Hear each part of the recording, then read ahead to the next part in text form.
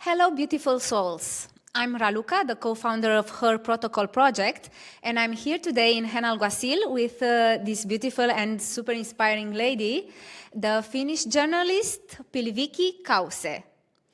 And we met a few months ago here in Henalguasil, a mountain village in Andalusia, Spain, and her story is amazing. So we are going to talk about her journey, about her profession today. And I have a few questions for you. How are you today, first of all? I'm very pleased, first of all, to be here. Thank you for the invitation. And I feel great admiration for your project that is getting wind under the wings. So, the first question for you. What is it like to be a female journalist in 2026? What are the ups and downs?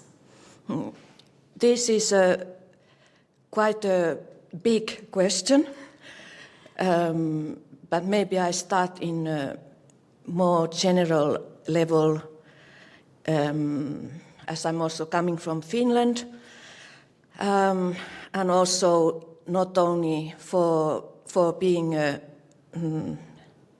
female journalist, but in generally, the so-called traditional journalism, so-called legacy media, quality media in different countries in our Western democracies.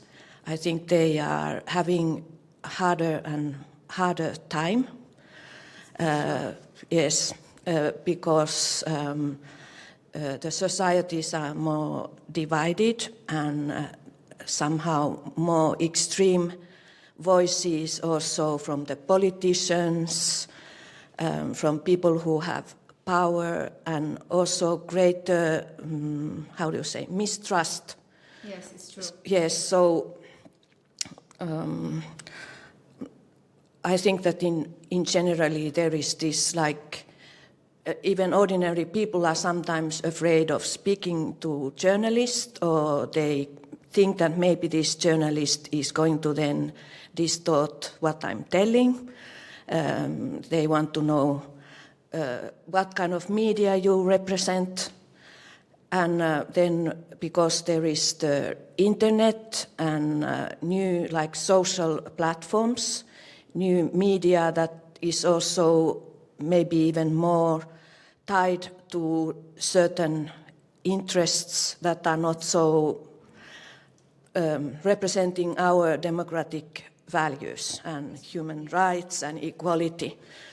And since I have been working since the start of my journalistic career in these kind of values, like daily newspapers, and now recent years as a freelance journalist, but mainly for a Finnish quality daily newspaper. I think that with social media, especially the women journalists can be targeted very heavily. If you write something about a political party or association, you dig into some aspect, just like trying to be as transparent and telling very many viewpoints to this certain issue. Female journalists are targeted, they are threatened. For example, even in Finland, that we tend to say that we are like a very equal society, and we respect all, female rights equally. But for example, just in recent cases, I can tell you very quickly, there is still a young journalist, a student, who got a traineeship, summer job at the daily newspaper, like an evening newspaper, but that makes very good news. she wrote a column about how this our far right-wing leaning government party, because we have a coalition government, it is difficult to, there are some members who actually in their youth or earlier represent these neo-Nazis. Oh. And she wrote about this like a column, and there was a really heavy attack against her. A minister from this party trolling a lot, and because you are what a stupid girl, how ugly you are, threatening to rape her, also very serious issues, but like anonymous also threats. And now just in the beginning of this year, luckily, and this I think also these online hate campaigns, it has become like a really serious issue also legally, and the news media, the quality news media especially, try always to defend the journalist and now take it to the court, and it will be police cases. So hard times. Yes, so for example, this young journalist student, Ida Erämaa, so 2 men are now recently got fines for, threatening her, and how do you say this, your reputation, like telling that what a female swine and things like this. But, so these are the downs of being a female journalist. But then I think, since I have been working over 40 years as a journalist. Long career. Yes, and I'm now in the end part of my career. I think what is really also good is that there are more and more female journalists, photojournalists, video journalists, and in the economy and business, it used to be more like maybe male-oriented. I'm talking also more about Finland and or sports, but now it is or war or crisis correspondents or their photojournalists. This has become like much more equal. I'm very happy to hear that. Yes, and also salary-wise, because this is of course an issue that men all over tend to earn more. This has been also under big scrutiny. Yes, that women would earn equally. Also in Finland, more women are in editors-in-chief, like the daily newspaper to which I now contribute regularly and where I used to work in Helsinki. It's called the Helsingin Sanomat. They have now the female chief editor-in-chief, chief editor-in-chief, and TV and radio. There are also women in the chief positions. So this, I think, all is very, very good. And maybe also this in generally, that talking to you among colleagues or other journalists, that you got this story and interview because you are such a nice woman or you are so pretty.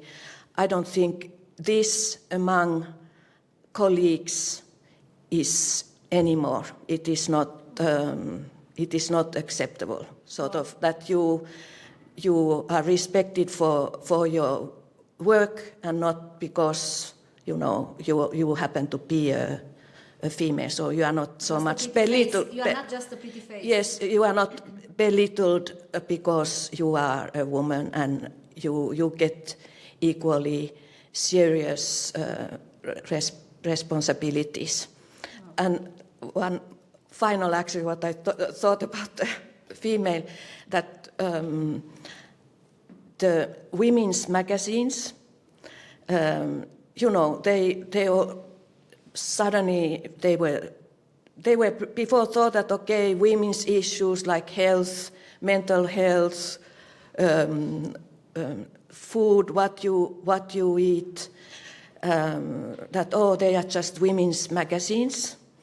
But they get much more attention. So from the women's magazines, these so-called of soft issues, like we tend to think about them, which I think personally, they are just very human and like core issues. They are now in the main media. So in daily newspapers, there are reportages about human relationships, about youth being having mental problems, sex, good food, exercise, that, you know, how we keep healthy. So these are now like in all media, and also because in internet era you can also see how much these are read. You can see that they are not just a niche anymore. Yes, they are really popular by all who follow the news and read either online or still the paper versions that are less and less. Yes, unfortunately. How has your profession changed your definition of a successful woman from when you were younger? Very, very philosophical. So how I, yes, so. I imagine that when yes, you were 20, you know, yes, you had a different definition of exactly. success. Yes, and yes, I think it also reflects the society and what kind of values there are in the society. So if we think it's a successful woman, like soon comes to your mind that it's a woman in high-heeled and business jacket and with wealth, and she has a really flourishing business, which I think it used to be like this kind of more narrow definition. But as there are more and more than women with their own enterprises, there are more and more women all over in for example, in Europe, women in politics, women that really make difference. So we can admire these kind of women and write about them. Are changing history. They are changing history, and maybe I was just recently listening to a podcast. It was in the New York Times about Malala. She's a Pakistani young woman, still under her 30s, and she was, I think, 15. She was always in Pakistan promoting that all girls have to have the right to go to the school, and then in the bus going home from the school, these fundamentalist Islamists, and Islam is not a violent religion, but the fundamentalism is there like in many other religions, wanted to kill her, but she survived. And for me, I think, I was listening to her, how she met, like at 17 years old, she got the Nobel Peace Prize. She has met all people, famous presidents, and gone to Davos business meetings, so and then she said, but I didn't make friends, like, because people were, even my people like other teenagers or young women and men, they kind of looked at me far, that this is this famous person, and I didn't make friends. So, but then she got to study at Oxford University in Britain. And she was telling in this podcast that, yes, my mother, she's so dear to me. And she was packing my suitcase and putting there all these traditional Pakistani clothing. And she said, Mother, this is now my time. I want hoodies, I want jeans, I want sneakers, I want to make friends. And also she fell in love, and she thought, I thought I never would fall in love, or nobody would love me because I have this injured face. But I think when you look at her, you don't really see it. So I think in her case, she's like an amazingly successful woman. And also this idea that being like fulfilling her passion. And I think that's also one really important definition, that it doesn't really, it's important that women have their financial security. That's, I think, and no one is determining on your behalf and forcing you or humiliating you. But I think that you can follow your passion and you feel satisfied here doing this, whether it brings you, big money or you have fame or whatever, admiration. So I can still tell one example, because it's here nearby, from Benaraba village, also one of the white villages, and this is like more like from my point of view and in my work. There is Antonia Núñez. She's a social worker from Benaraba, and I once made a story of her in a professional Finnish social magazine.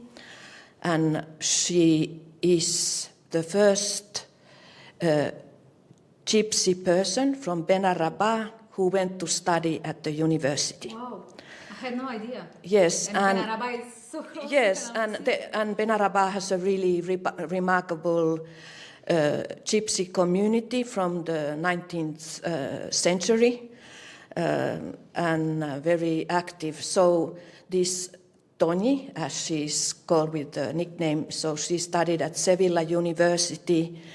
Her parents were crying, now she's leaving the village. But at the same time, she was like an example for a younger generation to go out from the village and study. And she has been very active in women's equal rights.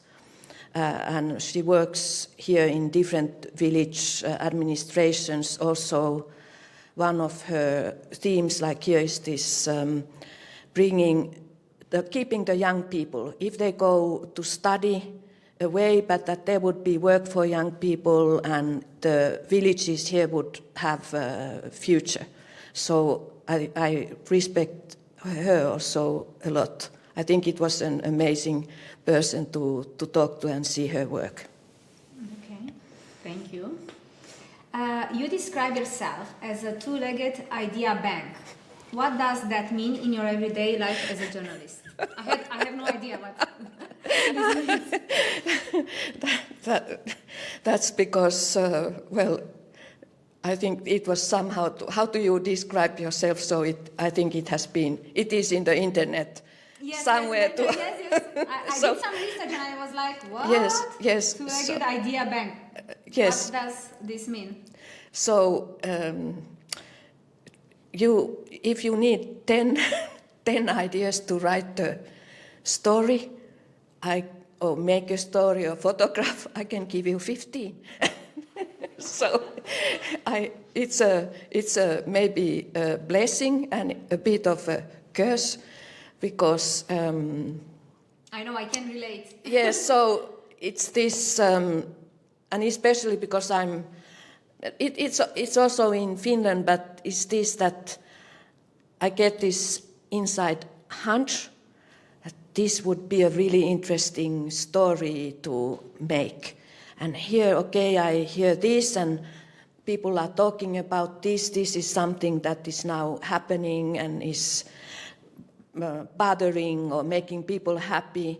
And so I think that wherever I am, this come to me, and it's sometimes even hard to stop this. That I cannot like how to say, lock my ideas. And now with the era of internet and more also with artificial intelligence, you get these ideas and you can make research, and it's like an endless thing. You can always find like more things to support this theme and dig more and more. So it's good, but it can be also sometimes really tiring. Overwhelming. And you know, there are these memes online, you know, with the head on fire, because, you know, we are overthinkers, I think. Yes. You work across writing, photography, and video. How does the format shape the story you tell? I can imagine, you know, yes, there are different angles, or I don't know, it's simply different. Yes, so I have often worked, and it's fantastic, with very good photographers. So I write, make the research, often also make all the plans to interview where we go, and photographer comes with me. So for example, I have worked 5 years in Moscow, like based in Moscow, so it was in Russia, in Ukraine, in Kazakhstan, Azerbaijan. Wow. And there mainly always with a photographer, making more like in-depth reportages. And now that I have been over 12 years in Portugal because of family reasons. Pardon? Yes. A lot of time. Yes, from first in Poland 10 years, and then in working from Portugal, so I make stories from Portugal, and here in Spain also quite often. Meanwhile, the media has also, I still work gladly with photographers, like I have, for example, amazing photographer Ana Brígida from Lisbon, and we have made, I think, fantastic stories together, and we can then always like ponder and so what do you think about this person, why did they? But now recently also, and maybe this pandemic changed it, and the way media is, that we journalists should be like more multimedia journalists. So I have also studied photography in Porto, in a Portuguese Institute of Photography, and in different courses there. And it changes so I don't only occasionally I only make photos, like I have been asked to take photos of a Finnish writer based in Portugal, or some other, how do you say, assignments like that. But photography for me helps also in some way, if I have time, to first to interview person, follow, take photos, and suddenly I can see in the photos something like that give me, you know, some ideas more. And then videos, so that is also like fluctuating, that where do you take videos that you interview and you are there. So this, for example, with Ana Brígida we have been doing. But the last one where I took also video was in in Portugal about the puffins, these birds coming in thousands and even tens of thousands to the beaches, Atlantic coast beaches. And there I just took like a mobile video on the beach, because on even our beach that is just very near, I found 25 dead puffins. They are these. And then I went to an animal rescue center, where their specialty is, this is in Portugal, in Aveiro, where the specialty is to the seabirds. They are like specializing in rescuing the seabirds, and there it had to be really quick, because the veterinarian and the veterinarian nurse, they had all these, like thousands of these birds died in the coast of France, Spain, Portugal, because of the heavy storms, and only a few like survived.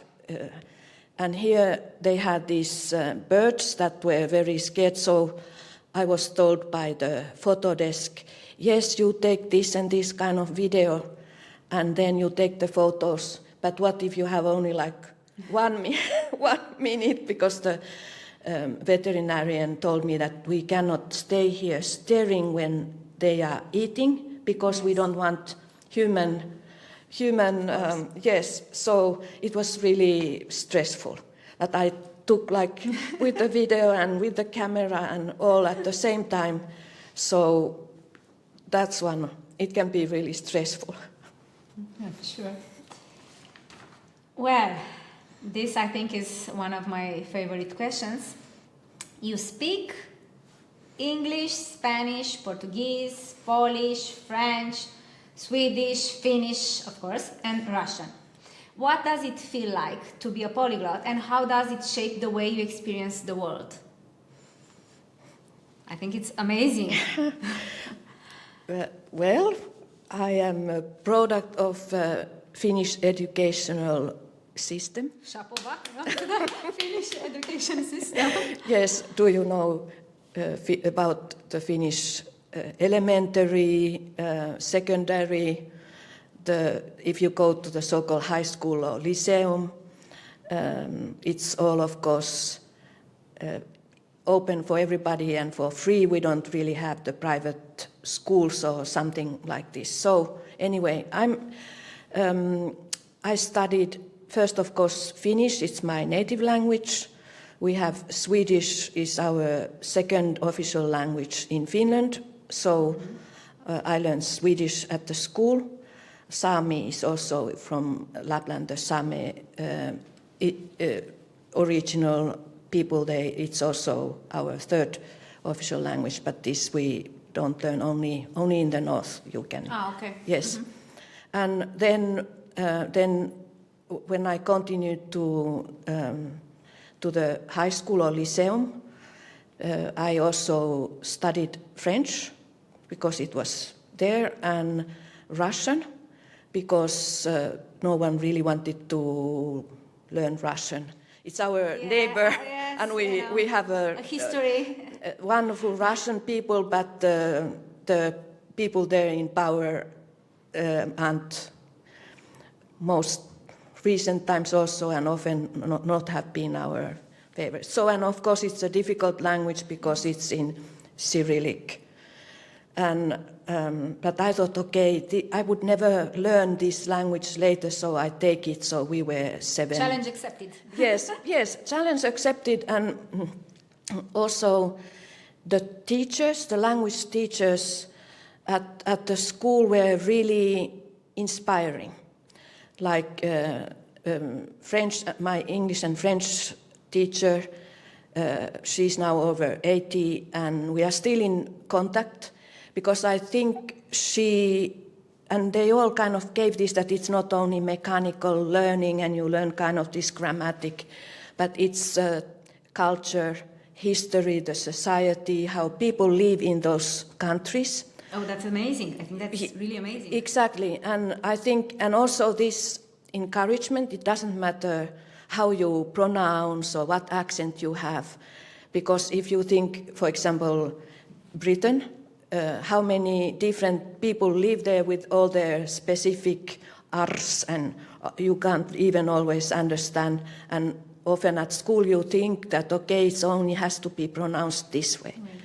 So this was, and maybe also in my family, because my parents like very much cooking and trying now it's very common, but at that time when I was young, it was like stinky cheese or some Chinese disgusting sweet and sour. So they were very experimental and kind of encouraged that the world is there and we are kind of different, but always, human contacts are very, very good and natural. So then I have to say that Poland, for me, so at school I learned these languages, but Poland for me was really groundbreaking.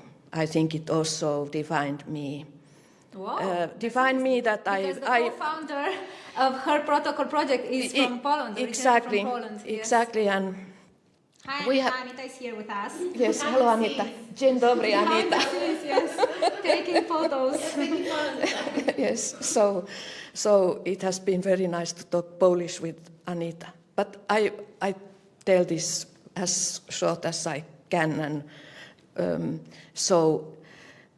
I was also a student, and I got a summer job at the local newspaper, and it was in late 1980s.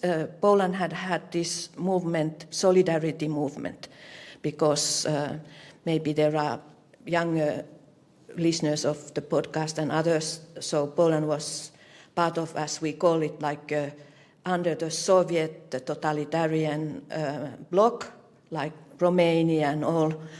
And solidarity movement was a workers' movement, but it became like a huge democracy movement led by this like mechanics engineer Lech Wałęsa. So of course in Finland we were, because our geographical situation, we are really like following this in the news, what's happening with the solidarity, maybe this so-called Eastern Bloc will collapse and democracy will prevail. But no, there was martial law.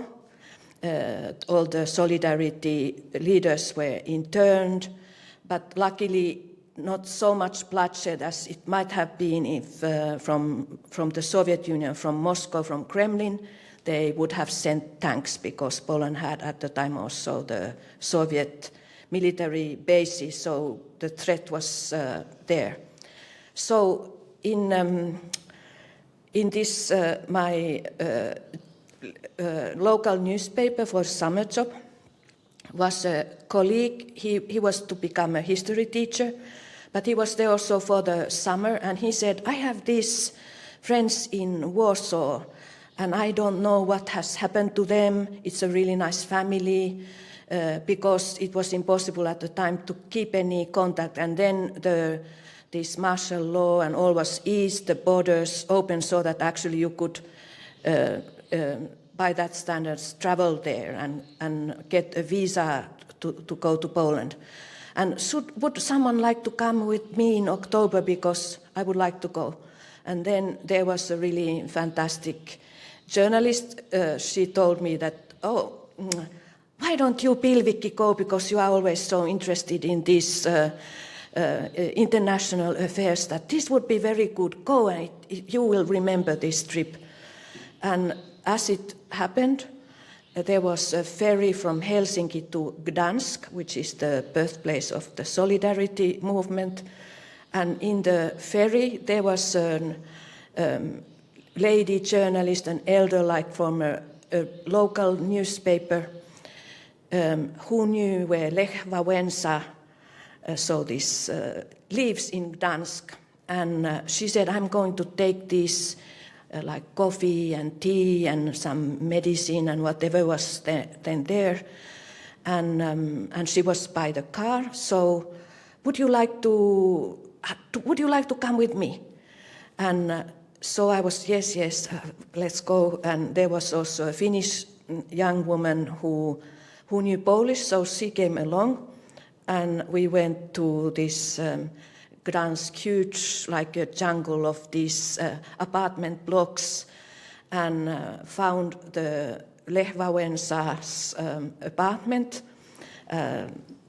The lady journalist rang the bell. Danuta Wałęsa, so the wife of Lech Wałęsa, came there to open. Lech Wałęsa came there to who are these? And it was so amazing. Here they are, like really, here they are, these historical people. And also this Poland, for me, as a country at that time, it was like middle, central, deep culture, really colorful clothes, and really like these entrepreneurial people, very proud people. They wanted to keep their culture against all this depression. And I wouldn't understand a word. So I would take this like, oh my God, what is here in the bar? We just like pointed here, this, bring this. And I liked so much Poland, the art, the theater, this kind of, some kind of a fierceness and maybe like a romanticism in the same way that I decided I want to learn this language. And so I did. So I have worked there twice, like first after. So this that I learned Polish, it has been like a defining to me that it's a very important to know the local language. You don't need a translator. You don't need someone to organize these interviews. You can just talk to people wherever you are in the street, and because and there's a sense of belonging when you speak their language. Yes, and then people open up. They can pour you the heart, and sometimes, especially because I'm a foreigner and an outsider, and I'm also, I think, sometimes because I'm a woman. Some women, for example, might talk to me easier. They might invite, or families invite me to their homes and want to, especially in Poland or in Moscow times when I also was all over in the fallen ex-Soviet Union, people from the smallest villages, they were so hospitable and friendly, and especially because I could speak Russian, I could speak Polish, and this opened now because I have been working in Portugal, and I had to learn Portuguese, of course, also to kind of respect these people there, that I can communicate with them. And then I suddenly realized a few years ago that because I have learned a certain amount of Portuguese, I can actually understand Spanish. And you also know some words in Romanian, my native language. Yes, and Mulțumesc, bună dimineața, no? Yes. At the university I also had A level of Romanian, but unfortunately I have forgotten. But and I have been also working in Romania in several occasions. So to me also it's a really interesting, very beautiful country, and if we think about the nature, it's a really fantastic country, but has suffered also a lot. Yes. Yes.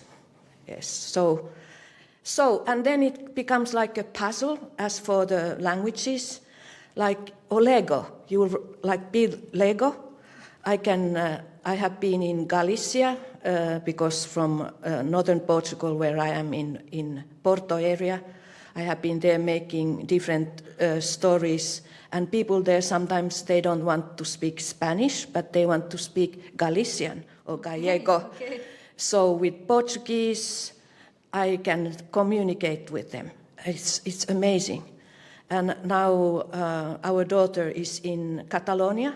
Okay. And I don't understand when people talk like here discussing, but suddenly I understand the TV news, the newspaper, because it's the French, Portuguese, Spanish. So for everybody, it's such an opening. It's like a fantastic journey to know languages. So I want to encourage everybody and not to be afraid to make any mistakes. Just like I don't speak Spanish, it's like portuñol it's called. But people always then when you try, they kind of support you. Exactly. Yes. I read that you describe your work as investigative international journalism delivered boldly across different media. I really like that word, boldly. And can you tell us more about your work, especially since you cover so many important and diverse topics like environment, economy, politics, culture, travel, international crime, health and aging, and human rights and equality, which is super important, especially nowadays.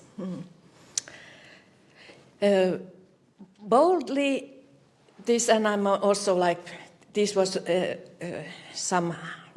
so boldly, I think is that you can approach people, that I have learned to approach people without fear, because it can be truly like impressive how, you know, sometimes, okay, this person would not talk to me and they wouldn't, but often I found that people really talk, especially with subjects that I cover.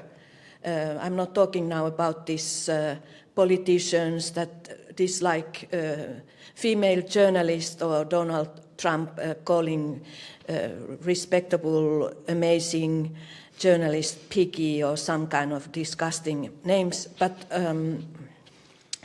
that people talk, so you can approach people, and I can maybe here I can maybe talk a little bit about crime as and drug trafficking, because these have been few subjects that I have covered since I have been in Portugal and Spain. And Spain is one of the gates, so we are near the coast, the famous touristic Costa del Sol, that tourists come and enjoy the beautiful beaches and very nice holidays. But the other side of it is the drug trafficking.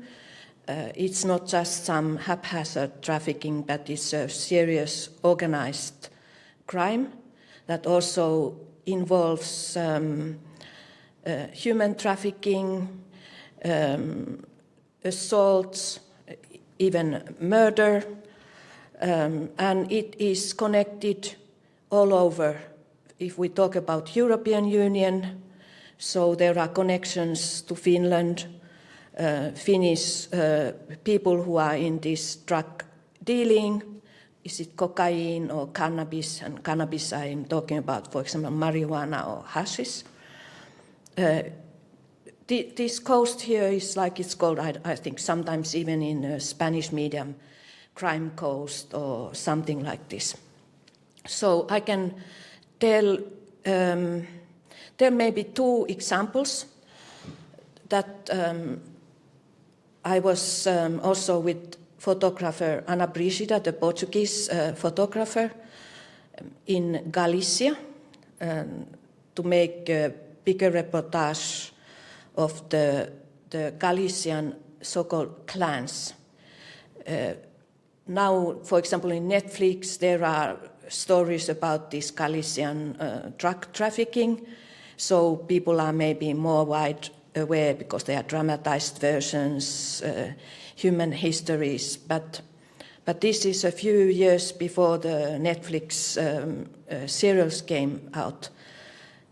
And there was a book written by a Spanish journalist, Nacho Sanchez, called Farinha, so which means flour, like this powder, or you bake the bread, not flour that you in the garden. Yes. And there was some publicity in the Portuguese media about this, how Galicia, the northwestern corner of Spain, is one of the entrance points of cocaine, so cocaine from South America. And so it happened that I managed to get us an interview with the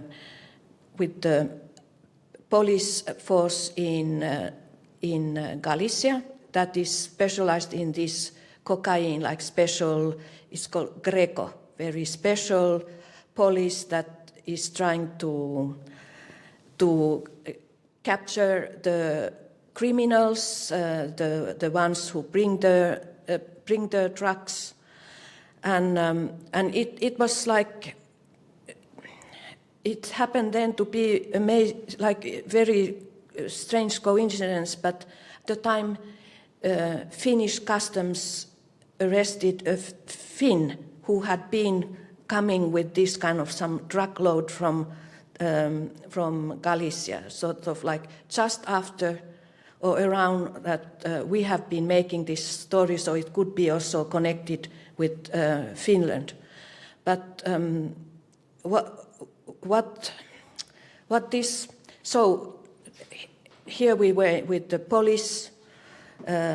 They showed the videos of these launches that come with many motors, and how in Galicia all this drug business has become more and more like serious way of money laundering and crime. And also at the same time, I met with the photographer, a lady from this history of Galicia. She had made like a mother's movement against all these families that they are called the clans, to hire the children and especially the young men to be part of this business. So being there on the coast when the cocaine arrives, or being there in the coast where the hashish comes from Morocco, and it was very impressive. This woman, she then, with her husband, we went to see one of these amazing palace in front of the gates where she had been protesting with these women and demanding the change, that this cannot be shaping our children's future and our young men's future, that they go to prison.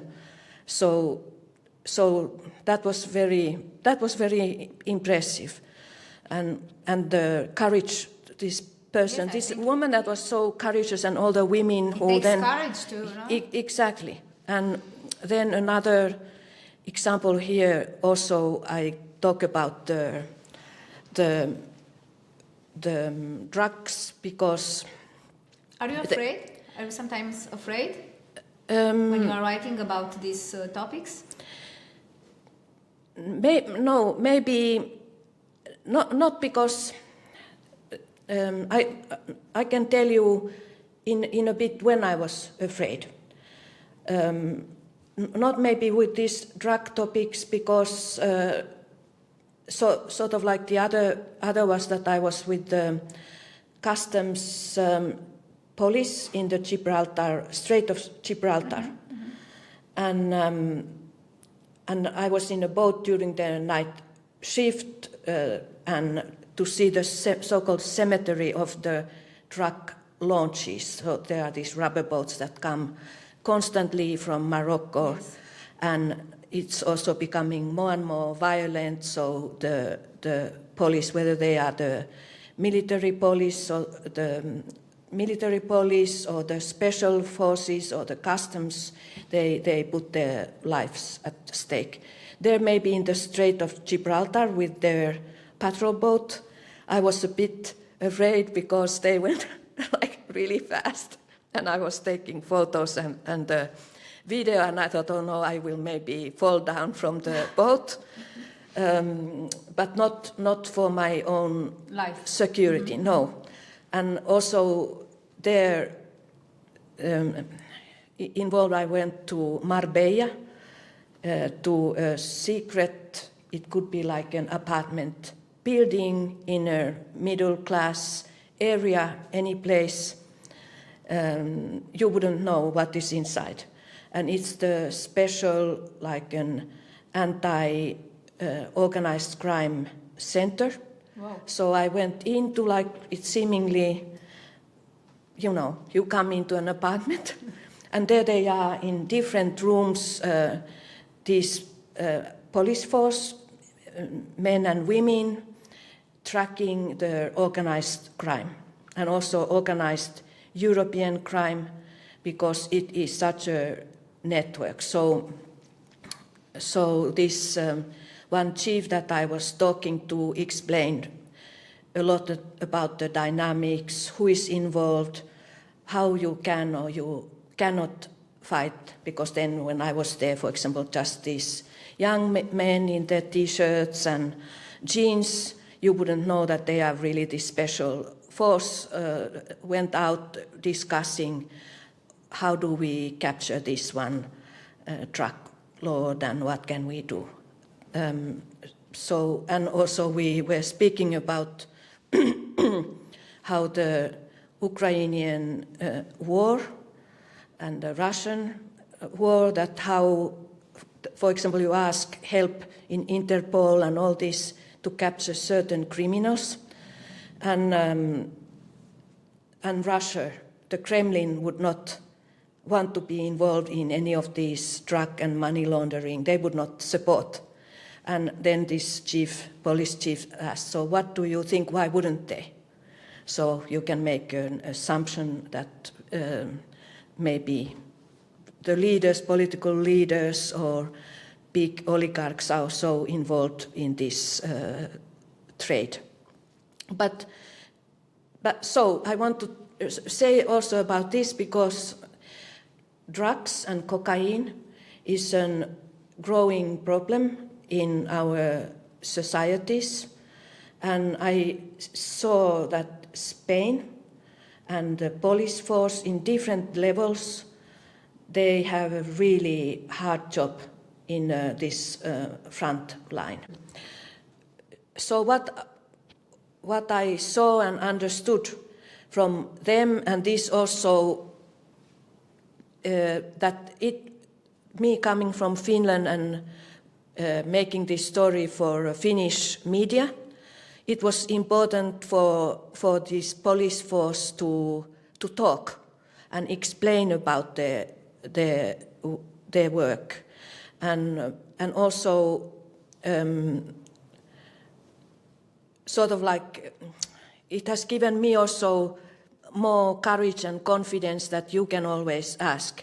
And as for the drugs, because it is a really growing problem, people who are addicted to drugs more and more, and so you can think also about the other side, how to help, in what means the drug addicts, how do you, in what methods you help them. But you ask if I have been afraid, so here I can talk about an environment. Yes, actually, this is the next question, so you can talk about it, because from what I understood, this is a very important topic for you. Yes, I think important topic to follow, to read, and also to write about. But why is that? It's because I think it's a very environment is part of the economy, and I think our survival, if I put it in a really dramatic way, depends on that. And here I think you cannot deny, if you are a reasonable person, you cannot deny the scientists that not depending on in which country they cooperate, they are really brilliant scientists, and they are giving ultimatums about the climate change, or as many say, climate crisis. But people, they don't believe this anymore, with all this fake news on social media, especially on TikTok. They are like, oh, they are lying again, Yes, well, exactly, and this is even more why I think it's important, because it affects us so much, the choices, what we eat, if we travel by plane or if we take the train, do we just take the plane for fun? Do we use fossil cars with diesel or with green energy, lithium? It's a really like these are it's a really complicated, and it's a really like important issue. So first of all, why I think for me personally it's also more and more important is that it's when we moved to Portugal, and recent years, I have realized that I am, for the first time in my life, I'm really afraid of the weather. And I am from Finland. There is minus 20 degrees, like snow coming, your face freeze, and you have these like snowflakes, all how picturesque. So children go to the school, if it's minus 25, I don't know if minus 30 might be some limit, because you just dress warmly and you ski to the school, or you have you are somehow used to this kind of weather. Exactly. I have not been afraid. And you go to any place, so it's warm inside.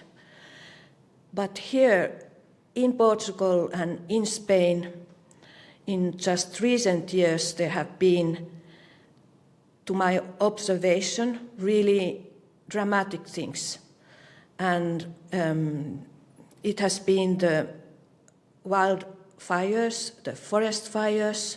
Including here in Henalguacil. In Henalguacil, yes, that I also made a story about it. And we have to also remember, and this is often that I think as a journalist we need to remember that wildfires, they are a normal phenomenon in Mediterranean area, but not so often and not so massive and overwhelming. So, and that it's like a catastrophe that can come in the seconds, like here, for example, when in Henalguacil a few years ago, it was there were these super flames that you could see like kilometers away. It was really scary. And in Portugal, it was 2017 when over 100 people died in these massive wildfires. Because I think this summer in Portugal, at the border with Spain, there were some wildfires. Yes, so they are like more constant, and so I live near the sea. I see the erosion, how the sea level is coming up, and for example, last summer was the warmest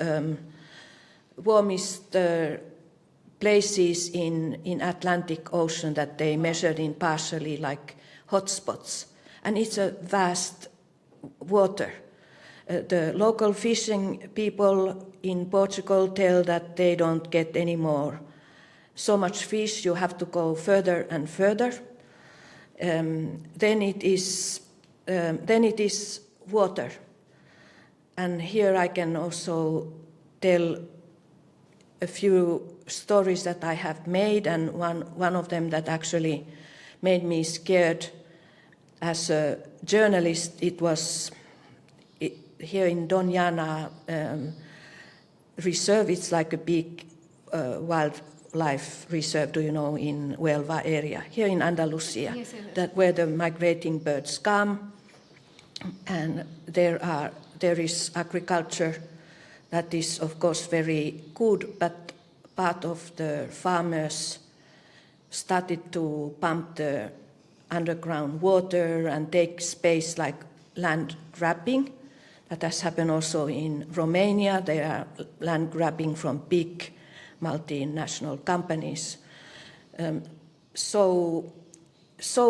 I read, it was also in the Portuguese media that they wrote about this, that there are these illegal wells and really big conflicts, that the farmers who are legal, they are also really upset that there are these farmers who have their strawberry, raspberry, blueberry plantations that are not legal, and that they take water from under Doñana. So the wildlife reserve is getting drier and drier. And this went also to European Commission, and Spain has got this kind of like different threats that if you don't make this change. So I came to Sevilla to interview the World Wildlife Specialist on water issues, and he told me that he will not come with me. Why is that? Because he was afraid. He had been threatened so seriously because he had been there finding those big pumps, water pumps, and that he's actually really afraid. But he gave me a map and pointed where I should go, and I was alone. I had my camera. You are a brave woman. Yes, but I also maybe didn't realize The danger? all that is involved, because it is also really important income, right? An export for Spain, because Spain is one of the biggest exporters of vegetables and fruit and these so-called berries, different berries. So I went these little country roads with my car, and I found these different wells, like huge structures, somewhere like smaller, and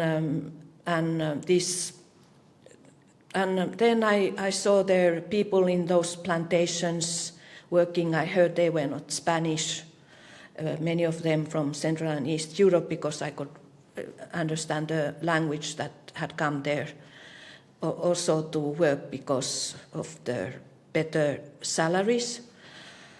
And then suddenly there was a van that started following me. Oh. And I was there taking photos, and a man jumps out from another car and asks, "What are you doing?" I said, "I'm here taking photos. This is my land. Why are you taking photos of this land?" And I said, "I'm like a journalist from Finland," and I explained. And this other man from the van just came all the time with me in a very threatening manner. And but I thought, well, I'm not doing anything, and I said, thank you to you.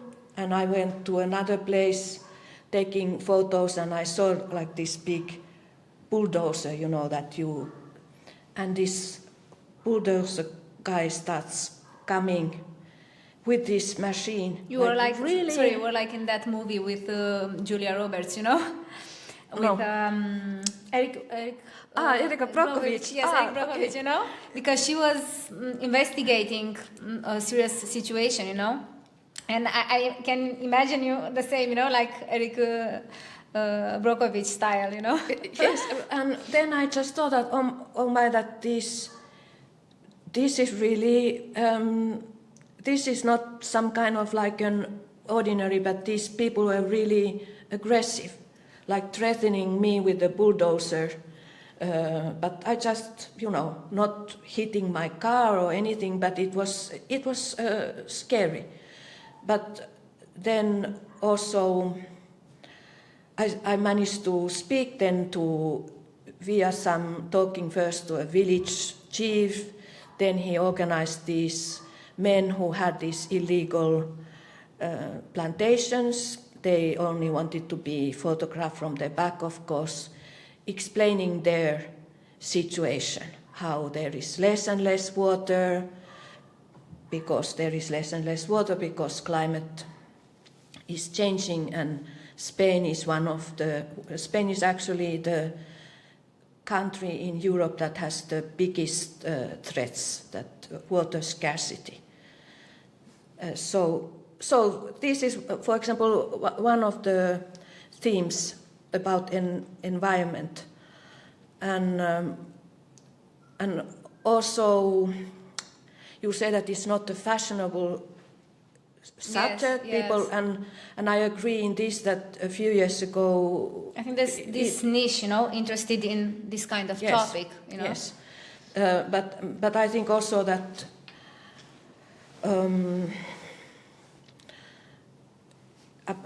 Well, I think also that war in Ukraine, Donald Trump and his disgusting and unpredictable behavior, and this that one time it's taking Greenland, one time is, ridiculing all, whether women or men or politicians or whoever, and Putin.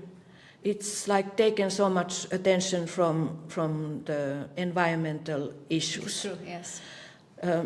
But here but I think it still matters, and here I would want still to talk about the youth, because it's really important for what we leave. I'm an older person, over 60 years old. What we leave to the younger generation is it's a huge responsibility. And here is this climate youth, Portuguese climate youth, that made me a really big impression. It was the 6 children at the time that I met with in Portugal, after these huge fires that killed over 100 people. Wow. So, a tragedy, really. Yes, they are so-called environmentalist youth, or how they are called, but they made a case, a legal case against, I think, 32 states, mainly European states, about their future.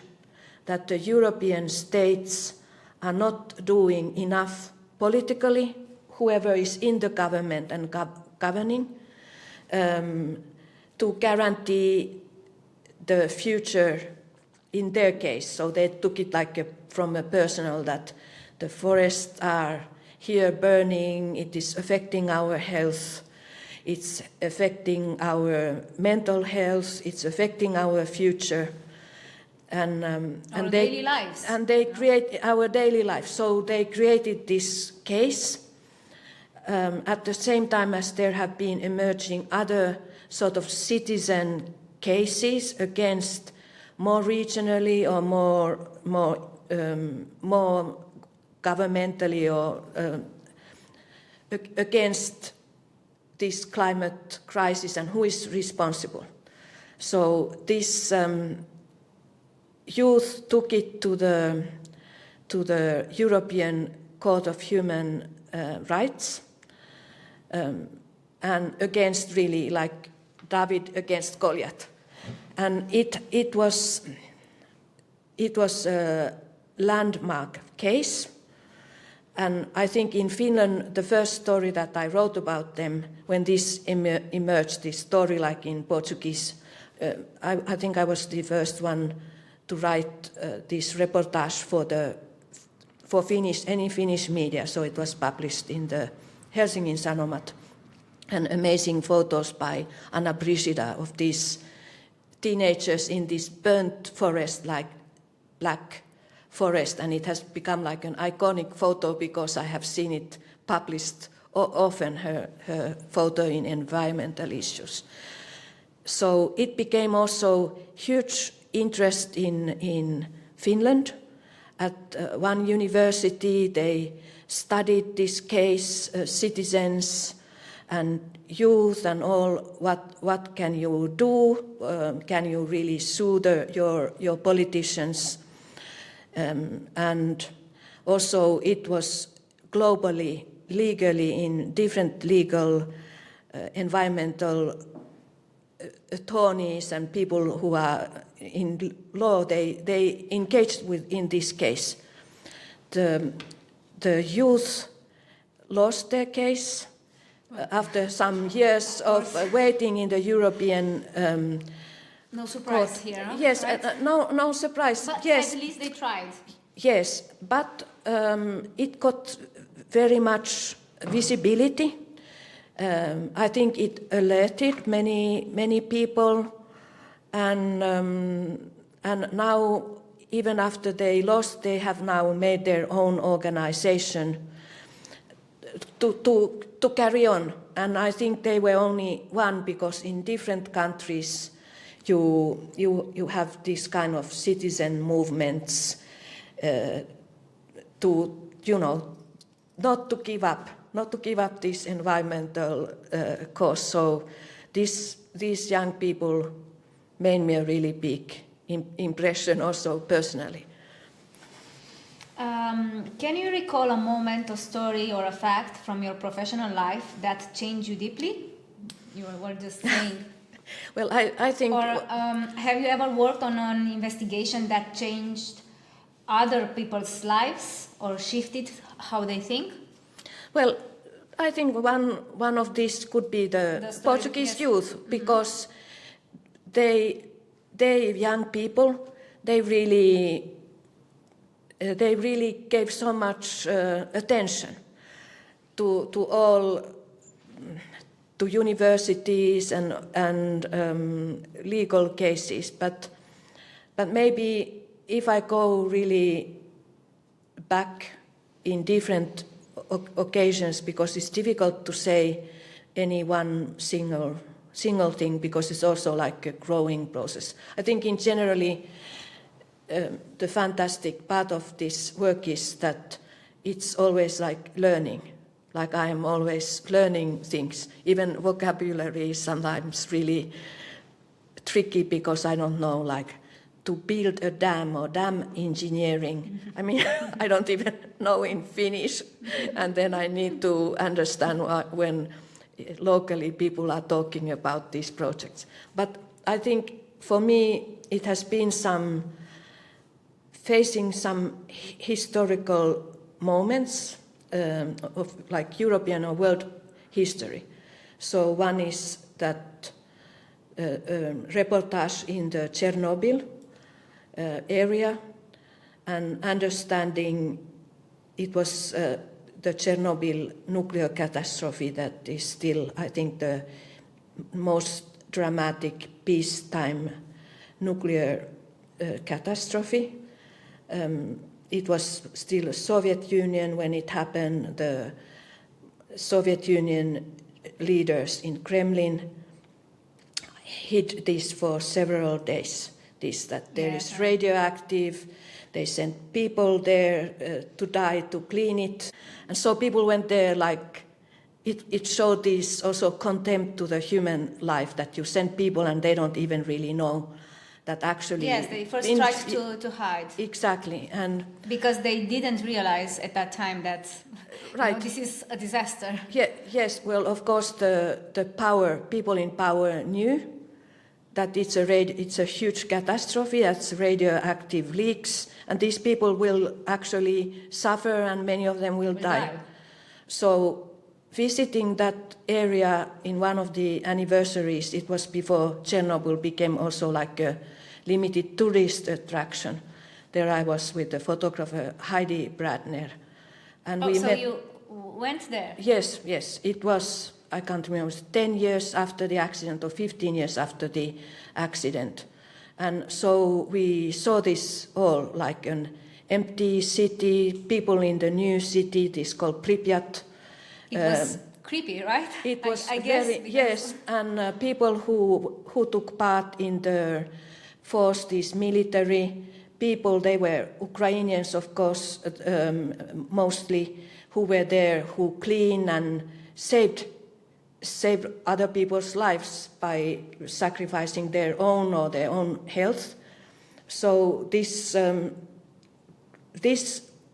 also one of the reasons why the Soviet Union collapsed was the Chernobyl, because Ukrainians also then realized it was one part of this independent movement to get own country, but not only. So this is one very deeply effective. Then another one in Poland, the Holocaust survivors. And there, Halina Birenbaum, she's now over 90 and she lives in Tel Aviv. But it was also was it 65 years of liberation of Auschwitz-Birkenau. I went there to report, so there were all these world leaders, still kind of in friendly way to respect all this genocide and everybody who died there and the survivors. And Halina Birenbaum, she was in like a college talking about this and explaining. There was German youth there is German programs that bring the young people to meet, for example, in Auschwitz Birkenau camp or this Oswiecim is the Polish city, so that the history is not forgotten and it would never happen again. Well, yes, and this is debatable. Yes, with the history not happening again. Yes, and Halina Birenbaum, now I know that she's a poet, writer. She dedicated her life to go to different countries and schools, wherever, to tell about this history and that against evil, right? And she's kind of heartbroken now because of the most recent war that is in Iran, Israel, the US, more and more like involved. So this kind of meeting has been, yes, very, it has also influenced me a lot, deeply, yes. Okay, and the last question. Our tagline is, "Hello, we are real." So let us ask you this. What does being real mean to you today? Today? Today, yes. Because we are talking about being authentic, no? But yes. Authenticity is this overused term, and now I think that it lacks the real meaning of it, you know? So being real, being authentic, what does this mean to you today? As a human being, I refer, not only as a journalist or as a female. Yes, well, to be real, I think, is to be kind, as kind as possible to other people. Yes. Okay, thank you so much, and I can't wait to share this discussion with the world, right? So thank you so much for being here with us. Yes, and thank you very much for inviting me, and I think that it is really amazing that you have taken. You are so courageous with you both. We are not, but we agreed, both of us, yes. Anita and I, even if we don't have it, you know, everything figured out from the beginning, we are going to do it because, baby steps. Yes, yes. Because sometimes you need to do things even if you are afraid of doing them.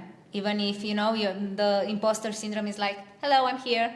Yes. So you have Yes. to do things. Yes. And for us, being able to share with our community a story like yours, stories of inspiring and interesting women is amazing. It's just amazing. It's what we want to achieve with this podcast.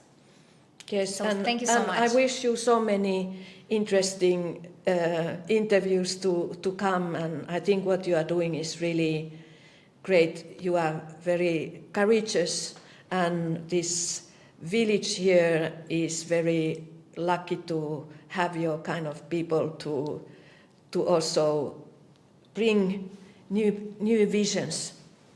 Thank you so much. Thank you. Goodbye, beautiful souls.